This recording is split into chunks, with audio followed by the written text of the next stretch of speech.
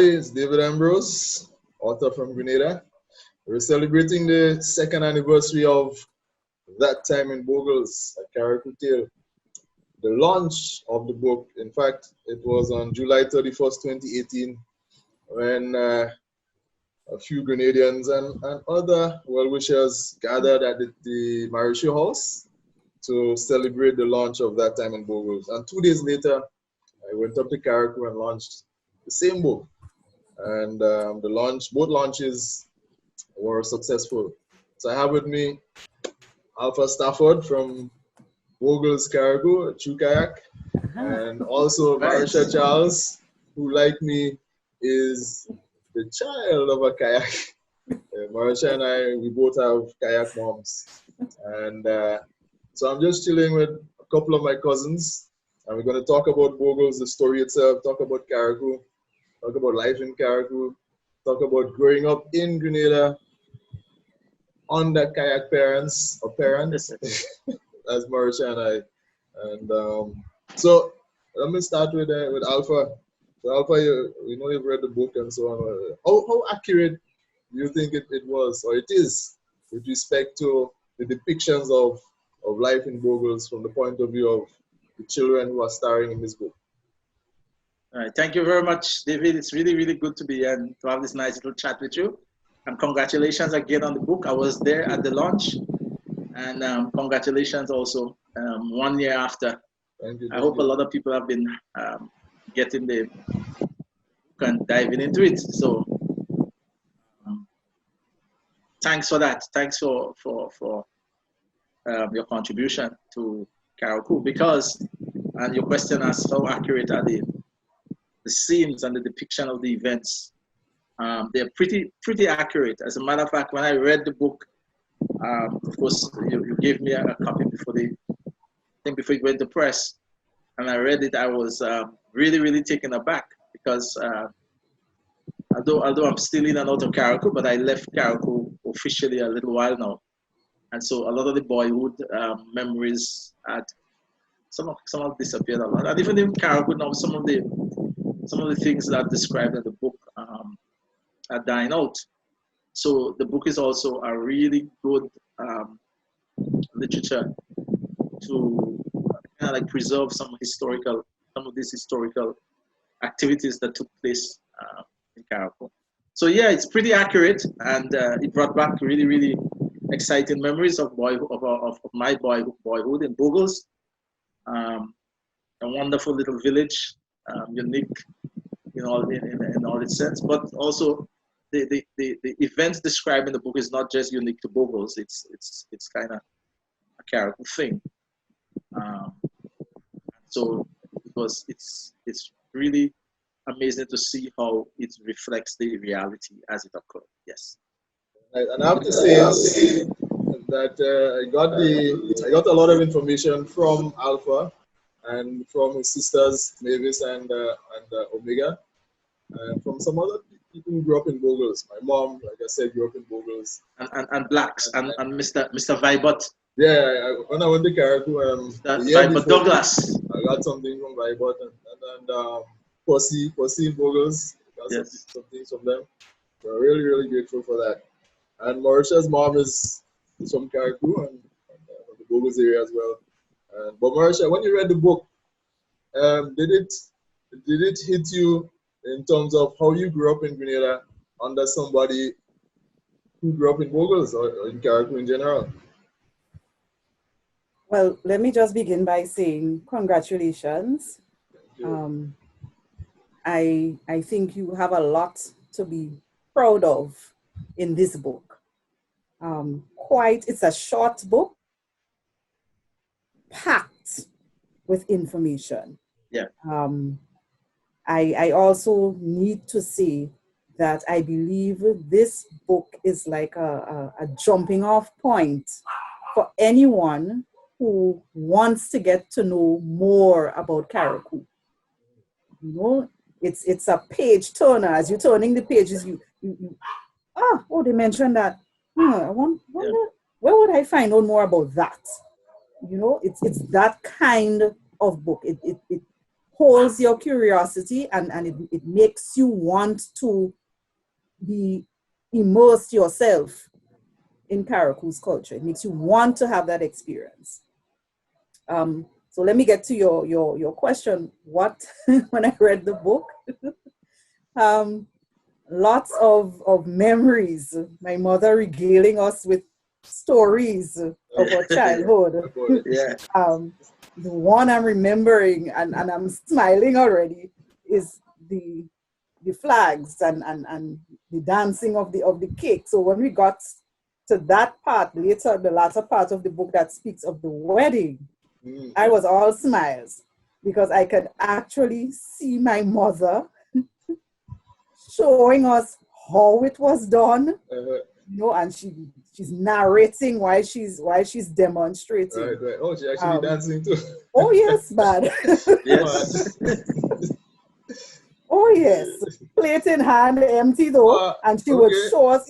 Yes, and it didn't matter how many times she repeated this story. Right. Every time it just felt like fresh. Yeah. I also particularly liked the Stone Feast, that chapter that dealt with the Stone Feast. And I thought it interesting that you did 2 chapters, the preparation and then the day of the Stone Feast itself. For people who, they're really new to anything that has to do with Carriacou's culture, the preparation part of it is very important. That's big. And I saw that you took great time, to go through the preparation process. What struck me was that mention of the current music, then the reggae and the little soca that Ras was playing. But the session was punctuated by the traditional dancing and the music. Yeah. And it's so interesting that your main character there, Daniel, he surmised at the end, so happy that his mother sent him up on that little vacation. And note, it wasn't at the point of the playing of the reggae and the soca. It was at the point of the traditional expressions, the dance and the playing of the was it the banjo or the quattro and the drums and yes. That is important. So these chapters and many the entire book, it really reminded me of all those little bits that my mom shared with us as children when we were growing up. Yeah, mom used to tell us a lot of stories too, and all of the culture, because obviously Bogles is like a cultural mecca, so to speak. All kind of thing happening inside there, and she would tell us growing up the heel and toe dance and this dance and all they used to do. And like, what? Okay. So I had to put some of these things inside there, and Carriacou is known for food and music. Music. Wow. Yes. Hey, I'm sure Alpha must be eating so much food inside. Just growing up, and they keep stacking the plates. You might say, who says kayaks are poor? But the amount of food that they cook when they're celebrating thing, Alpha. Yeah. As a matter of fact, according to economical world standards, we were poor, or we are poor, we were poor, or we grew up, but people, we weren't aware of that. We weren't aware that we were poor because, you had stuff to eat. There was such a caring and sharing environment with the neighbors and friends and the extended family. So, people weren't aware. We were growing up poor, but we weren't aware of that. We weren't aware that the parents had so much headache to get things for us to eat and all of that. And unlike now, what you would just see is these events that you describe in the book. They were like the center of the community because, there was no video games and all of that that's kept children at home in the house. Everything was done outside in the yard. So whether it was the stone feast or the wedding or just the simple playing the cricket, right? The cricket matches that will take place sometimes in the road, sometimes in a pasture nearby. The community, these events, people surrounded the community. This event brought the community together and caused the community to come around, in whether it's fun or whether in this traditional celebration. So it was the life of the community, and as young children like Daniel in this instance, staying on the fringe of it sometimes and sometimes getting involved was pretty exciting. Yeah, that really impressed me. I remember in the 90s, I started to go to Carriacou during the summer break. Yeah. As after I started teaching at GBSS, and I would spend 2 weeks, 3 weeks and thing. And maybe it was from then that I started taking notes, to see how the community would come together, and adults and children might be playing cricket or football or even basketball. Basketball was taking hold in Carriacou then. I used to play with the guys and so on. And I guess by that time the TV started to come in, so people start seeing the NBA games. And but a lot of the stuff. So when we used to play cricket, there are some chores. You need to complete your chores first. So, and one of the chores would be getting water into the house. And I know you talk about that in the book also, where you would put a bucket of water and travel long distance on your head. Put a bucket of water on your head and travel long distances. And the water catchment could have been a pond that in the ground. That spring, spring water. The water comes from the water table below, or it could be from this massive government catchment that they constructed. I don't know. These were constructed, I guess, very very long ago. And they held, they hold the water, and you go and catch and get the water, put it in a bucket, put it on your head, and walk a mile or half a mile or quarter mile. In some cases, it was more. It was 3 miles. And from Bogles to Bogles. Bogles to Bogles with water. Water. I mean, even as we talk about water there, when in golf course, we kind of had that in the 80s, that situation with the dry seasons. Yeah. The seasons were harsh, and we would have to walk for miles to go to woodlands for water. And I would watch mom with the bucket on her head, balance on it. She's not holding the bucket there, it's balanced there. And another bucket or bottle in one hand. Yes. Boy, we used to try to put bucket on our heads. Is that something you could do? You ever did that, Marisha? Try to balance? I tried. Failed. You ever carry water? You carry water on your head? I tried. Failed miserably. I just can't do that, man. It takes a lot of experience. Really? I think you had described this in the book also. There's a piece of bush, a tree called we call it water tree or something like that, to avoid the water splashing around. If you didn't put a cover, you would put some branches of that bush inside of the water. All right, so the friction will have prevented from splashing out. You create a kata. I don't know, maybe that's patwa. It's a cloth wrapped. Yes, wrapped. Yes. Put it on your head. Yes. Right. Yeah. Yes. So you rest the thing on it, and the bucket goes there. And people balance this. It's like stuck to that there. You can't. You do that. The bucket not moving. It's just there and walking for miles with that. Wow, that's a skill, man. It's a skill. That is a skill. Yeah, man. One of the things that really struck me was the Kayak vernacular. Yes. Oh, I love my dialect. I'm very sorry for who might be still stuck in that era when we were told that we speak in bad English. This language dialect, in our English dialect, or English Creole, is rich, and it is so relevant. And colorful. Colorful, yes. And one of my favorite words in the entire book, Kopai. Yes, Kopai. I love this word. Yeah, and I had to spell it just like how you song when people are saying it. I'm deducing that copain comes from the copain and copine, Yes. French copain and copine. Copain. I don't want to spell Oh, it that's like what French. French. Yeah. Yes. So it's a bit of French, Friend. English. Yeah. Yes. Yeah. So that French Creole Yes. twist to it there. Yes. But everywhere in Right. Carriacou, copain, this Copain. and so on. Copain. Yes, yes. That is so, I mean, such a kayak. It's Yep. Popeye.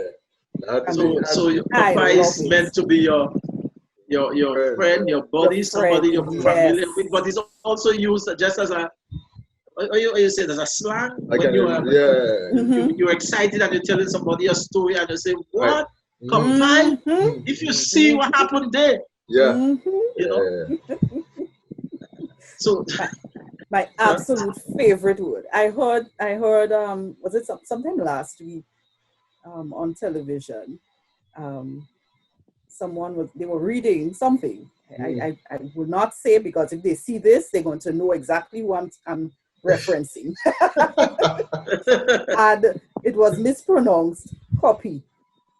And I said, oh my, it was actually somebody's nickname.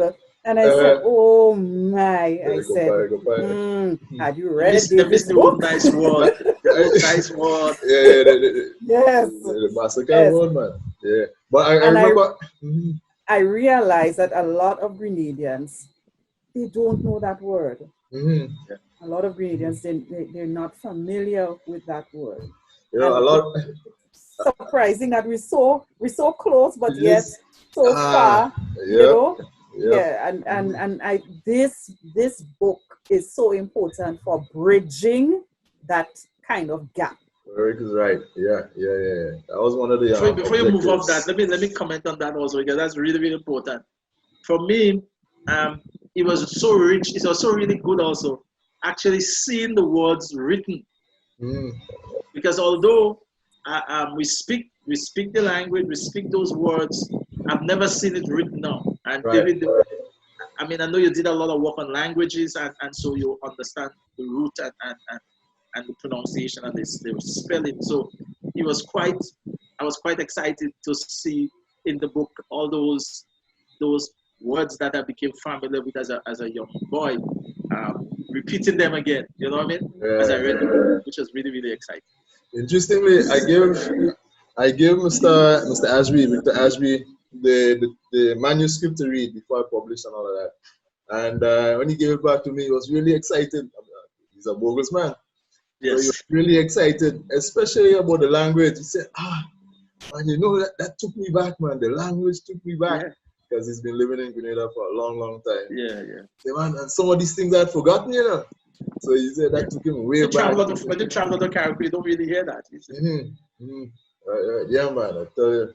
But living with a kayak mom in Grenada, my mom who came from Bogles too, it's like we were living a kayak life in Grenada, you know. Yeah. The language. Yeah. I mean, I remember growing up, she would be pronouncing, using language or vocabulary that I wasn't hearing from other people. I said, what the world is that? You have to be careful you don't use that, because they might laugh at you, right? Yeah, exactly. Even food preparation, like the roll rice and so on. Boy, we see it a lot of cuckoo and so on.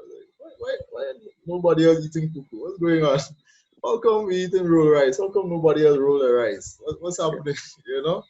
And but it really didn't strike me that we were living like kayaks. We were just living as children. We were just living happy and so on. I have a friend in a business partner in the UK, and I'm sure he's, I don't know, he maybe in his 60s.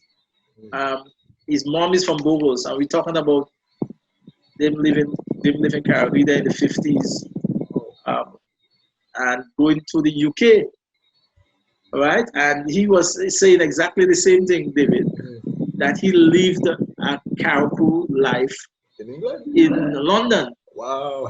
I mean, are we talking about the pudging you know, the washouts you just get before you go back to school. I was telling my wife about that the other day.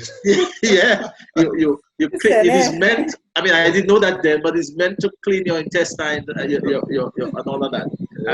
The stuff that is up on the chairs, on the chair back, the crochets and the home sweet home lanterns or lamps that's on the table with the shade and the wares that are put away and the plastic on the tablecloth. What? I mean, to the extreme. That's the thing about the Carriacouans and Carriacou culture. When they travel, they go with it and practice. Yes. So the generation. So he loves Carriacou now. He goes back to Carriacou, and he loves it because he saw and understand what his mom, taught him, and that's how they grew up. So it's very similar to what you say, David. Mm-hmm. So I had a slightly different experience. While my mother would share stories about her childhood, she grew up with her grandparents, and I must say here, she grew up in Belvedere. Belvedere. But, traversing the villages, of course, everybody says everybody's related in Carriacou. She did not force the cuisine on us. Okay.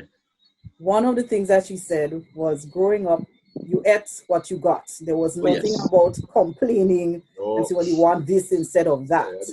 What's in front of you, you eat it.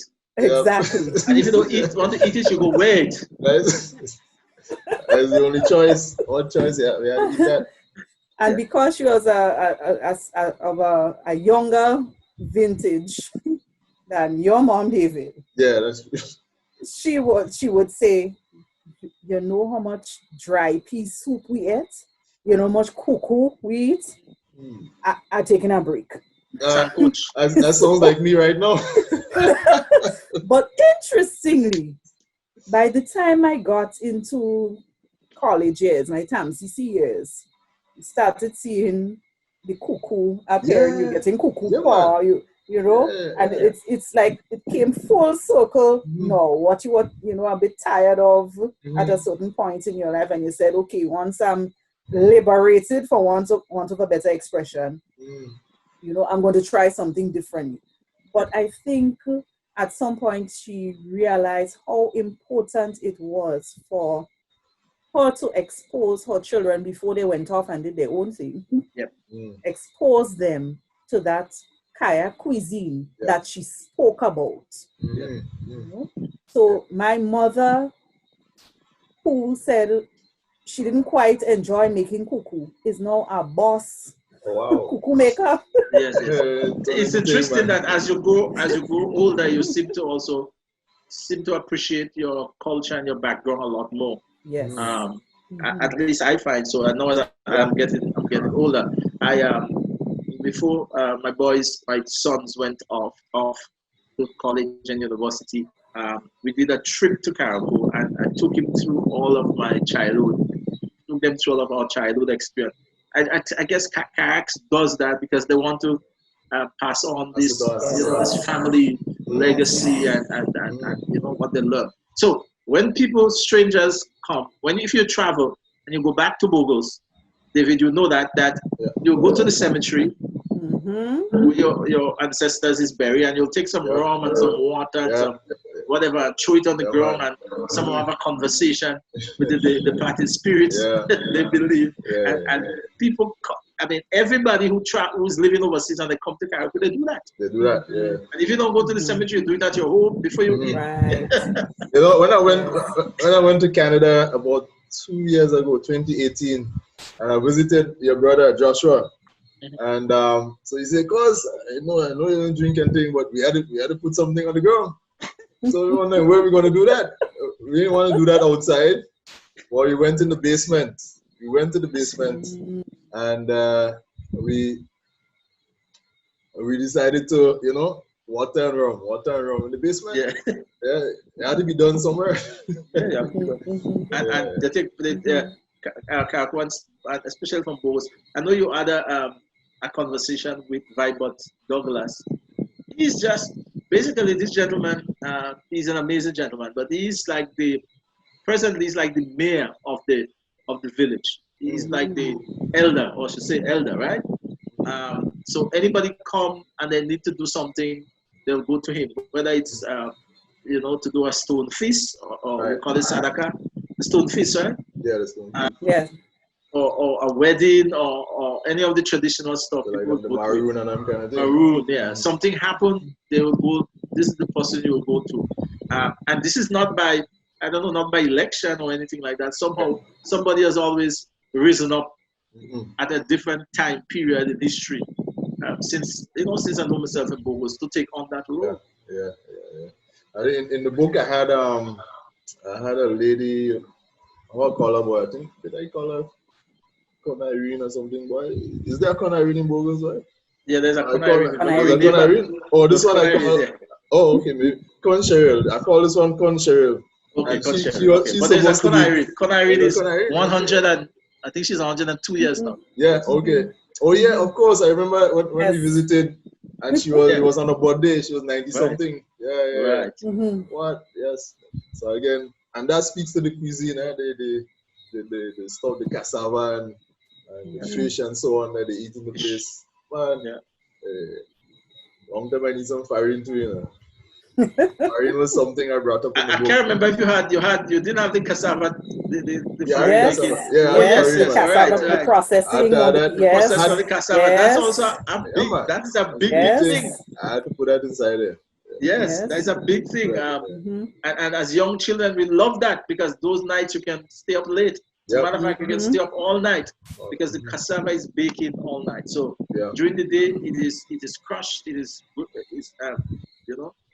turn on the wheels, crushed. It's pressed to get out the liquid, and then it goes into the copper pans to be baked and stirred. Right. Yeah, man. I brought a bit of that. So. Yeah. So I mean, I find this is something that even the children in Grenada could get into, so they could think of the differences between how we grew up on the mainland and how children on the sister isle grew up. Yeah. So imagine I think they would enjoy that if they were to put that on the list of books that they should read in school. I remember when I was in Form 1, we had the book Escape the Last Man Peak, a Jamaican book. Well, we enjoyed that. It was so cool to read about some other culture or life on some other island other than your own. I mean, Carriacou is part of the state, but of course, like we said earlier. I mean, it's a small book, so maybe you should lobby somebody to put it on there, man. Hey, imagine that. That would be on the list. Yeah. But this is like I say, it's an historical book. It grasps the culture very much. It speaks of the culture. And the language, which is really, really important to preserve. And the geography, the mention of all the different villages, how it connected, what's on the west, where's the south, what's in the south, and so on. It just covers everything. Yeah. When I launched in Carriacou in 2018, August 1st, and so I was kind of, skeptical how the adults receive it up there. Well, apparently people saw me making the media rounds in Grenada on GIS, GBN, and so on. And right. I was shocked. They were so excited. Hey, that's the man. The thing. Hey, I want that book and so on. Wow. And then people who had read it before I left Carriacou, they're, "Oh, you're accurate, man. Yeah, you have it. You describe things just like they." Wow. And that again. I got a lot of information from the Stafford's Alpha here and Davis, and I got a lot of things from Omega, the sisters in there. But you actually lived some of that also, did you? Yeah. Yes. The truth is, when I read the book, I sensed that the character Danielle was speaking about yourself, because I remember, I mean, maybe you were very, very young at the time, but the very first time I can remember you guys coming to Carriacou. Very, very young. Mid-70s. It was that time. Yeah, the mid-70s. And I remember we spent, first time I think that I could remember, we spent a couple of weeks in Bogles and Truth. Yes. But after that, we would spend most of the time in Boseju. Yes. By the other cousins, the Moses and them. Right. Right. But the So experience did the character Daniel had some similarities to you yeah, and some of your yeah, experience? yeah. That boat right there. Have you ever ridden on one of these boats, Marisha? My Russia first did the trip, boat? first trip I remembered was on Simstron. Oh, Oh my God. That was no. an experience. I could not have been more than 5 or 6 years old. Right. And it started, it was a rough beginning. Because once I got the whiff of Yep. that exhaust, well, Oh, you could just that, imagine you what know the happened. smell. Yeah, And I had just Don't talk about gulped down an orange Fanta, which I ended up wearing. it. Yeah, that Simpson boat was Good just for you. I've heard stories about Simpson. yeah. Unfortunately, I Yes. didn't. I knew the boat, I knew it, and all of that. But at those days, we were not traveling at the time. But Yeah. I heard stories about it. They said Simpson was originally it terrible, was a man. river boat, and so it used to be Yes. rolling a lot. Mm-hmm. Yes. So it's a Yeah, bad ride. I And then when you remember. get to Carriacou now, then you have a set of fishermen. So I was like a little Raggedy Ann doll going from hand to hand Oh, to that's get what. onto the jetty. Yep. I remember the jetty itself back then in the 70s, late 70s. The jetty itself wasn't solid. So we had to kind of Mhm. jump from plank to plank and so Mhm. on. What? You're looking down at the water, you're like, what? Would I fall down inside it? And it would take all day to go up, to reach up. So it would probably be dark when we get up there or close to evening. And so that was even scary. Wish I did. Like David, Yeah, internet giving trouble. the internet just tried to drop us, man. Mhm. Yeah. You there? I'm Yeah, here. Yeah, okay. Yeah, man, but I tell you, your internet. Right. You're back? we're back. Back, David? We're back. You hear me? Okay. Correct is right. Yes. Yeah, man. Yeah. So, but Alpha, coming down to Grenada, what boat did you come down with the first time you came down? The very, very first time I came down was a very small boat called Success. Oh. And I sure it was about maybe 15 to 20 feet. Yeah, it was in boat motor, but it was really, really small. So And those days we would leave Carriacou at 9 o'clock and we'll get to Grenada at 5:30. Oh yes. And It was an all-day you affair. would be soaked. Yep. You cannot travel and you don't get wet. Yeah, I think it was. Because there was no housing and you know what I mean. Yeah. And you would be on the deck with the goat and sheep and cat and cattle too.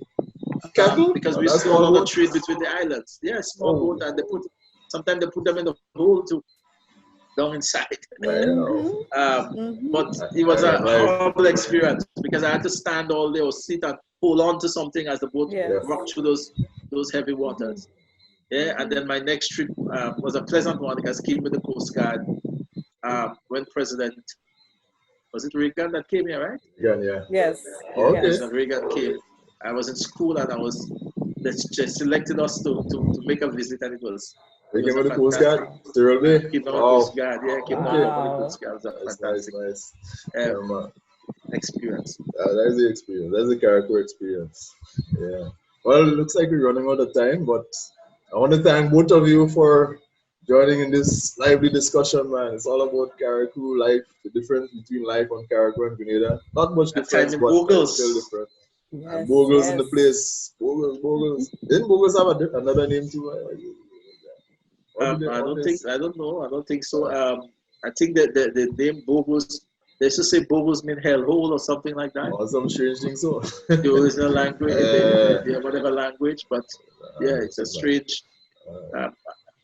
It's a strange phenomenon. We did mention about the flying at the kite, but also that's a very popular thing for young boys. Yes, I know it still happens here and in Carriacou, but it's a very good pastime.